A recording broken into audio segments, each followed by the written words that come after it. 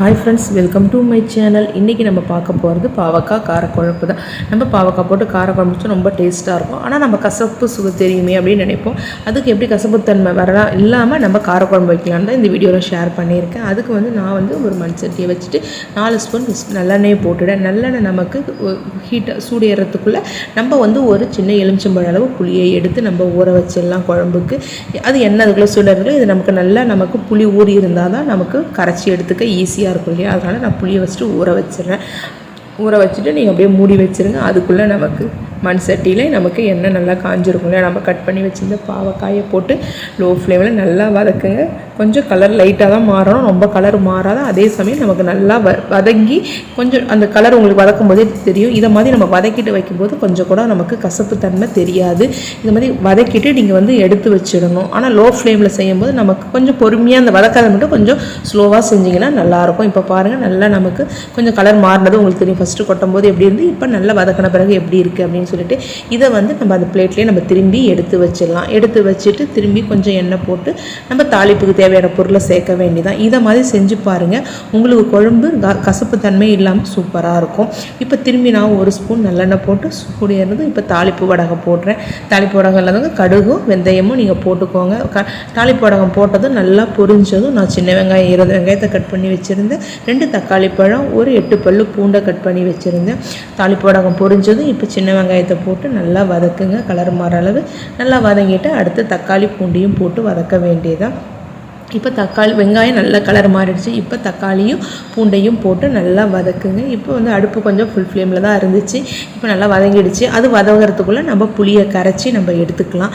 அதுதான் நான் முன்னாடியே நிறைய வீடியோவில் சொல்லியிருக்கேன். இது மாதிரி வடிகட்டிக்கோங்க. அதில் இருக்கிற இதெல்லாம் நமக்கு இதில் நின்றுடும் அப்படின்னு சொல்லிட்டு அதே மாதிரி நான் ஒரு 4 தடவை நல்லா வடிகட்டி நான் எடுத்துக்கிட்டேன். இதை மாதிரி திட்டமாக உங்களுக்கு எந்த அளவு குழம்பு தேவையோ அந்த அளவு நீங்கள் தண்ணி ஊற்றி நீங்கள் அதுக்கு தகுந்த மாதிரி கூட்டி எடுத்துக்கோங்க. நான் எப்பயும் செய்கிற மாதிரி 4 தடவை நல்லா தண்ணி போட்டு நல்லா அந்த சாறு இறங்குற அளவு நல்லா கரைச்சி நான் அதில் இருத்தி எடுத்துக்கிட்டேன். நீங்களும் அதே மாதிரி செய்யுங்க ஃப்ரெண்ட்ஸ். பொதுவாக பாவக்காய் வயிற்றில் இருக்கிற பூச்சி, நமக்கு தேவையில்ல உடல் உபாதைகள் நமக்கு அங்கங்கே நம்ம தழும்புவதில் அது வயிற்றில் இருக்கிற பூச்சால் கூட வரும்னு சொல்லுவாங்க. அதுக்கு இந்த மாதிரி பாவக்காய் இதை மாதிரி செஞ்சு சாப்பிடுவது கசப்பு இல்லாமல் இருக்கும், பசங்களும் சாப்பிட்ருவாங்க. இப்போது வெங்காயம் தக்காளி பூண்டு வதங்கிடுச்சு. இப்போ நம்ம வதக்கி வச்சுருந்தோம் இல்லையா பாவக்காய், அதையும் இப்போ சேர்த்துருங்க. இப்போ இன்னொரு தடவை அந்த வெங்காயம் தக்காளியோடு வதக்கும் போது இன்னும் சுத்தமாகவே கசப்புத்தன்மை நமக்கு போய் நல்லா டேஸ்ட்டாக இருக்கும் குழம்பு. இப்போ பாவக்காயும் போட்டு நமக்கு நல்லா வதங்கிடுச்சு. இப்போ குழம்பு மிளகாய்த்தூள் நான் போடுறேன். குழம்பு மிளகாய்த்தூள் நான் இப்போ 3 ஸ்பூன் போடுறேன்.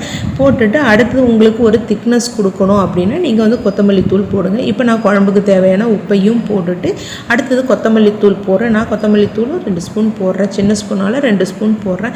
போட்டிங்கன்னா உங்களுக்கு ஒரு திக்னஸ் கொடுக்கும், நமக்கு குழம்பும் ஒரு டேஸ்ட்டாக இருக்கும். இப்போ அந்த தூளை போட்டு இந்த தூளை போட்டதும் அடுப்பு கண்டிப்பாக லோ ஃப்ளேமில் தான் ஃப்ரெண்ட்ஸ் இருக்கணும். அப்படி இருக்கும்போது தான் நமக்கு அந்த தூள் ரொம்ப ஓவர் ஹீட்டில் இருந்தால் நமக்கு ஒரு மாதிரி கலர் மாறி கருப்பு நிறமாக மாறிடும்.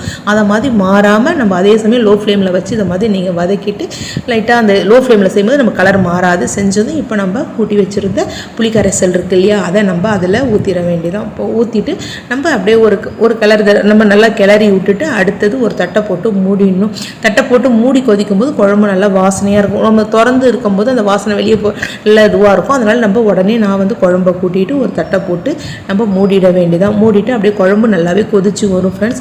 கொதிக்கும்போது நல்லா வாசனையாக இருக்கும் நமக்கு. இப்போ பாருங்கள், குழம்பு நல்லாவே நமக்கு கொதிச்சு வருது. உங்களுக்கு ரொம்ப கலர்ஃபுல்லாக இருக்கும்னா நீங்கள் வேணால் காஷ்மீரி மிளகாத்தூள் போட்டுக்கோங்க. நான் காஷ்மீரி மிளகாத்தூள் போல் குழம்பு மிளகாத்தூளும் கொத்தமல்லி தூள் போட்டாலே அதோட தான் இருக்குது. இப்போ நமக்கு தேவையான அளவு திக்னஸ் பதம் வந்துடுச்சு. இப்போ நான் கொஞ்சம் கருவேப்பிலை அதில் போட்டுட்டு நம்ம கொஞ்சம் நேரம் அப்படியே கொதிக்க வச்சுட்டு நம்ம அடுப்பை ஆஃப் பண்ணிட வேண்டியது. இப்போ பாருங்கள் நல்லா கொதிக்குது. இப்போ நம்ம பொதுவாகவே மண் சட்டியில் வைக்கும்போது கொஞ்சம் நேரம் கொதிக்கும் இல்லையா. இப்போ நமக்கு சூப்பரான கசப்பு இல்லாத பாவக்காய் குழம்பு ரெடி ஆகிடுது ஃப்ரெண்ட்ஸ். இதை மாதிரி நீங்கள் செஞ்சு பார்த்துட்டு எப்படி கமெண்ட் பண்ணுங்கள்.